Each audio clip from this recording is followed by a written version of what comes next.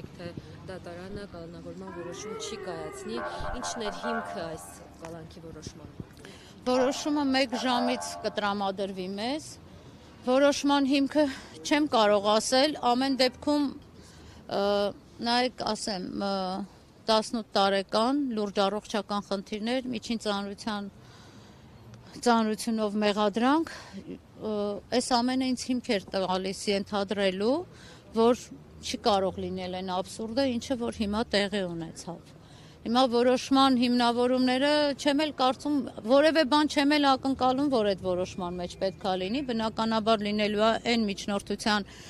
արտատպումը, ինչ միջնորդություն, որ վարույթն իրականացնող մարմինը արդեն իսկ ներկայացրել էր։ Շինելբակյան Դավիթը բուժօգնության կարիք ունի եւ կարծես հրաժարվել է, որևէ առաջին բուժօգնությունից ինչ կարող է։ Դավիթը մշտապես ունի բուժօգնության կարիք, ձերբակալման այդ վայրում ուղղակի վատացել էր, առաջարկել էին հոսպիտալացնել, հոսպիտալացումից էր նա հրաժարվել, քանի որ վիճակը մի քիչ բարելավել էր։ Իսկ այս պահի դրությամբ հիմա չգիտեմ արդեն Դավիթը ասեց իմ հետ ինչ է կատարվում, ուր են տանում, միակ հարցը, որ ինձ Դավիթը տվել է, ես դպրոցս ավարտելու հնարավորություն ունենալու եմ, թե ոչ։ Որի պատասխանը ես չունեմ եւ որի պատասխանը ակնկալում եմ եւ դատարանից եւ քննչական մարմիններից եւ ընդհանրապես այս հասարակությունից, ովքեր որ այս երեխեքի ճակատագրի խեղման գործում մեծ լումա ունեցան հասարակության որոշ ներկայացուցիչներից։ Ներողություն միգուցե մի քիչ էմոցիոնալ է, բայց ամեն դեպքում կարծում եմ, որ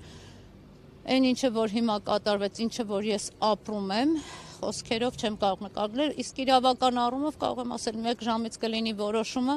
իհարկե որոշումը կբողոքարկենք, բայց դե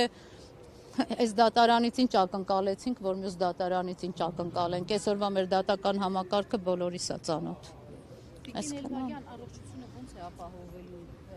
կալանավայրում։ Ես չգիտեմ, ես ընդհանրապես չգիտեմ ոնց կարող են այդ երեխու առողջությունը այնտեղ ապահովել, որտեղ Դավիթի առողջությունը սորական անգամ հիվանդանոցային պայմաններում է դժվար ապահովել։ Ինքը հատուկ ամեն ինչը ունի այնպիսի ալերգիա դեղերից, սնունդից, ամեն ինչից ալերգիա ունի, ինքը թե սնվում է հատուկ սննդակարգով, ստանում է հատուկ բժշկական օգնություն։ Ես չգիտեմ ոնց են ապահովելու։ Աստված մի առասցե, չեմ էլ ուզում պատկերացնեմ, թե ինչ կարա լինի։ Մի հատ վատ նախադեպ արդեն ունեցել ենք։ Աստված մի առասցե։ Էլ չխոսեմ։ Խափանման միջոց կալանքը տնային կալանքի փոխելու միջնորդություն երբ կարող եք դուք ներկայացնել։ Մենք արդեն իսկ ներկայացրել էինք դատարանին։ Մենք դատարանին անկախ այն հանգամանքից, որ գտնում էինք հիմնավոր կասկածը առկա չէ, մենք միջնորդել էինք, որպեսզի համակցված խափանման միջոցներ տնային կալանք, բացակայելու արգել, գրավ, բոլոր հնարավոր խափանման միջոցները։ Մենք դրան էլ ենք պատրաստ։ Մայրն էլ էր դրան պատրաստ, գրել էր, խնդրում էր, աղաչում էր, ասում էր երեխուս մենակ իմ մոտ թողեք, թող դատավարությունը գնա։ Մենք ամեն ինչի պատրաստ ենք։ Բայց դա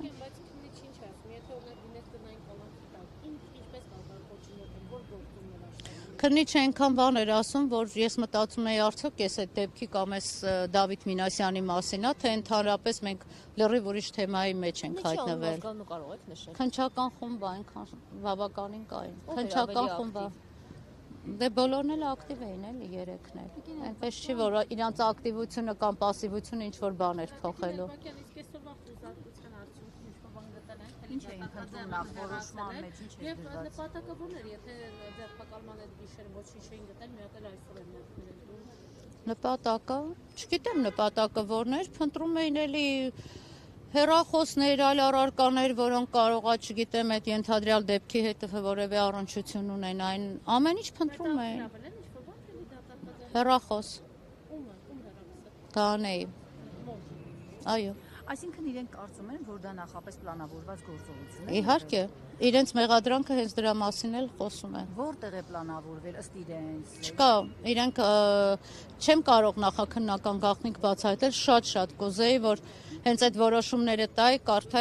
կարդայիք, պետք չէր շատ իրավաբան լինել կամ իրավաբանությունից հասկանալ, որպեսզի վերլուծություն անեիք ու եզրահանգումների գայիք, ուղղակի կաշկանդված եմ այս պահին։ Այսինքն մտածում եմ, որ նախապես պլանավորված է եղել, որ եկեղեցուն գան ու նման բան լինի։ Այո։ Իրենք որտեղից են իմանալու, որ երկրի ղեկավարը գնալու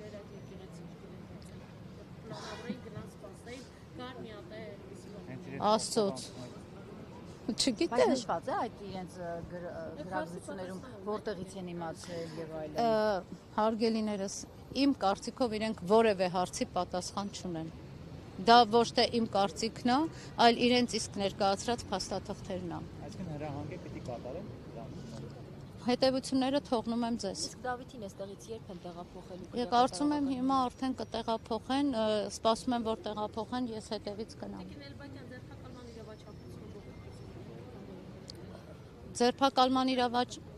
Ձերբակալման իրավաչափությունը տակտիկական առումով ելնելով չի բողոքարկվել, որտեղ դա ընդհանրապես ձևական փաստաթուղթ է, որտեղ այդ բողոքարկումը ես համարում եմ ձևական։ Գայանների կատարած աշխատանքների վերաբերյալ համացանցում դեռ տարածվեցին, որ Տավուշում բավականին շատ աշխատանքներ կատարել, դրա մասին ինչ կասեք։ Դե արդեն ասվել է,